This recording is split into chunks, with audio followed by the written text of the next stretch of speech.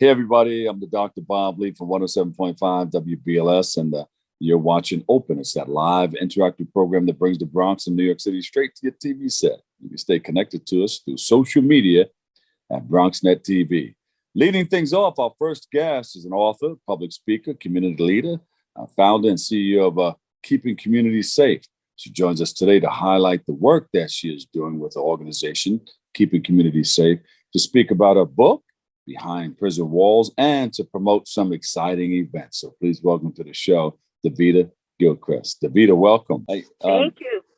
Yeah, Davida, tell us a little bit about yourself and where your passion for teaching and mentorship stem from. So I think it stems from, so I used to work in the city years ago, and I was in investment banking for a while. And I remember every time I commuted to the city, I would have people sit next to me and just open up about their lives, right? And I'm like, okay, maybe I'm in the wrong profession, because every time I'm commuting, someone is sitting next to me and they're like spilling their guts about their personal lives or just some decisions that they've made.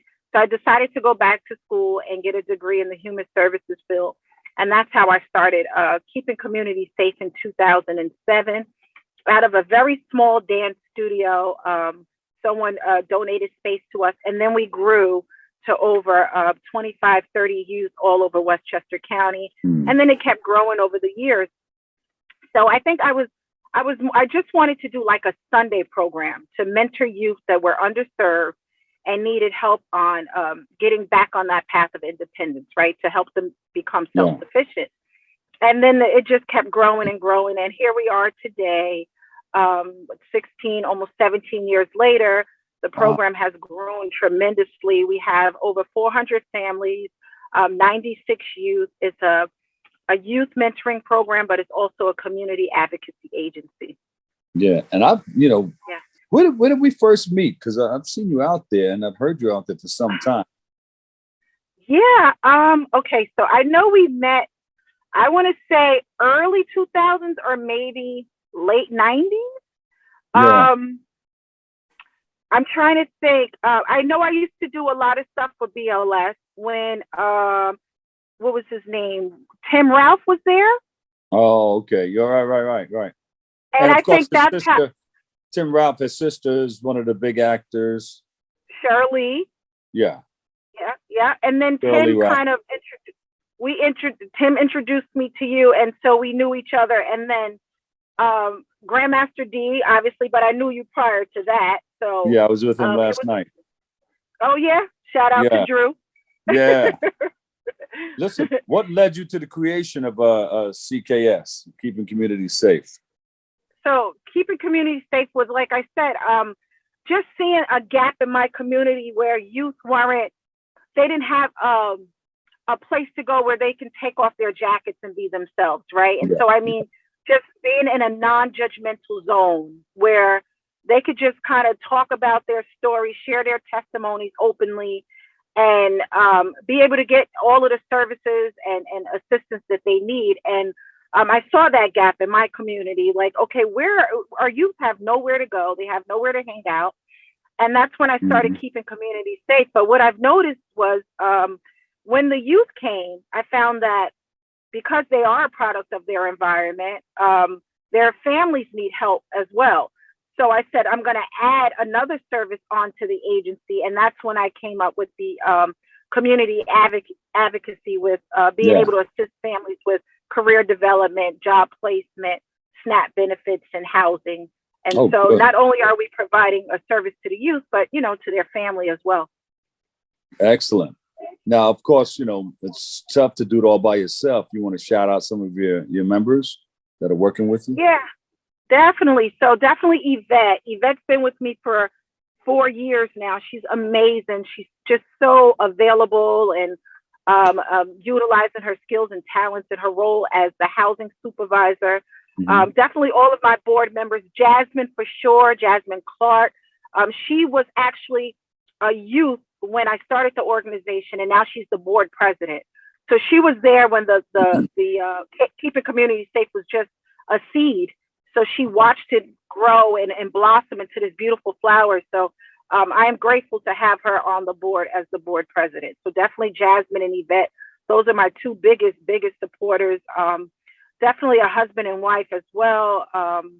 Rhea and her husband, they're board members. So yeah, I'm grateful to have people that definitely not just support my mission, but support me on this walk. Yeah. What are some of the other services that you provide throughout the year? Yeah, so we also have a senior program. The senior program, we provide advocacy for our seniors who are having financial hardship, do not know how to pay their utility bills. We also partner with New York State, where we were able to help prevent eviction. So we had funding to pay landlords to keep some of our clients in their homes so that we could see them, having a roof over their heads. So that's one, eviction prevention. We have a summer program where I teach entrepreneurship. It's called Business in the Box.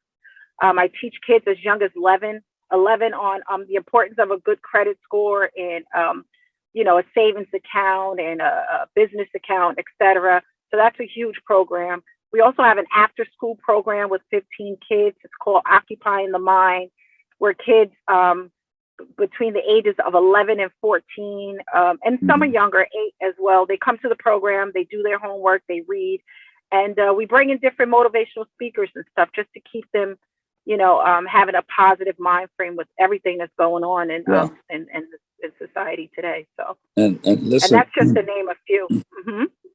I know you're doing a lot. That's a beautiful thing. It's always good when you're helping others. You're also an author, right? I am. Big shout out to you. Yeah. Yeah. And you released that book, Behind Prison Walls. How did you come up with that? You weren't in prison, but you went to visit and you seen some things. I don't know. What made you want to come up with that? So, wow. So I started this book in 2007, Behind Prison Walls. And it couldn't have come out a better time. So it came out in November of last year. It's been a year since it's been published and released. And and the reason was because I've always felt like when people think of a prison, they think of a physical prison. But what I've noticed is that behind prison walls can be a spiritual prison, an emotional prison, a mental prison.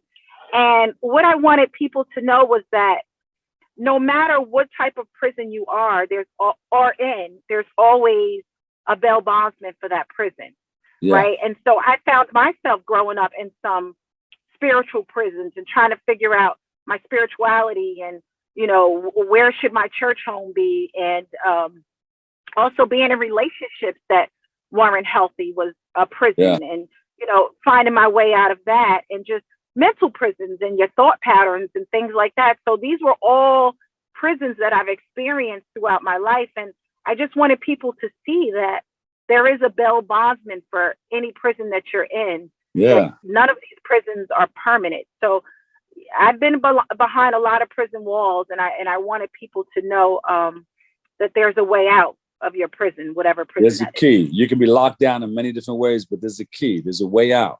Yeah. That's right. That's a great message right there. And that's all in that book, Behind Prison Walls.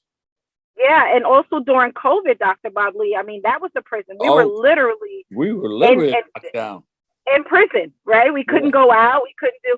And how do we deal with that prison? Like from a mental perspective, what do we do to find ways to get out of it? Or how do we occupy our time during that prison? And who do we speak to? And who was our person that motivated us when we were in that prison? And so I couldn't have released the book at a better time, especially during the pandemic. Yeah, people will call it being locked down or being trapped off. Trapped off. Yeah. Yeah. So that's good. So there's a way out. There's always a key. There's always a way. Problem, solution. There's always a solution. Yeah. And of course, that's the message that you want people to take from it, right? Absolutely. And also it's my story. So I don't want people to ever be afraid of sharing their story because we all have a plan, right? And it's okay to not to be okay. And it's okay to share your story as long as it's going to uplift others. So I want to motivate people to put their testimonies and their stories in their book if they want to, but share your story, and don't ever feel uncomfortable or different if you have a testimony. Share it, and be comfortable with who you are. Yeah, I mean, the stigmas are going to be there, but just you got to break through and release loose. Yep. What are some of the things that you have coming up? Any events coming up that we should be on the lookout for? Yeah, so a couple of things. I want to speak about the All Black Affair. So I have an All Black Affair coming up on March 18th at Club Infinity in Pleasantville. I'm getting and that's a whole nother side of me. I've been in the promotions and marketing world for over 20 years. Yeah. And this is me getting back out there and really promoting and finding some creative ways to raise money for the organization, as I've been raising funds for the organization, or I should say funding the organization completely out of pocket since 2007. So this All Black Affair, a portion of the proceeds will be donated to keeping communities safe. It's an all Black affair, and that's pretty much it. We have DJ Mr. C. We have Will Track hosting. I was gonna say, get me and Grandmaster D. I need y'all there. Please come through. I would love it. Tell me. I got a whole table for you, VIP. I respect you so much, Dr. Bobley. It would be a blessing if you could attend, and definitely Grandmaster D. Yeah, we want to come and work it. Him on the turntables with Mr. C, and I'm on the MIC. What? Yes. Oh my God. Yeah, definitely. History. Please do that. It's not too late. Except I would definitely want to promote you, but I could still do that in some form of fashion. Yeah. All right. Where can we go to get more information on everything that you're doing? So for the All Black Affair, you can go to Eventbrite. Also follow me on Instagram, Queen V. For Keeping Communities Safe, keepingcommunitysafe.org. It's a nonprofit organization. All of our programs and services is there. For promotions and marketing, for realentertainment.com. Those are pretty much all of my social media outlets and how I could be reached or to see more about what Davida's up to.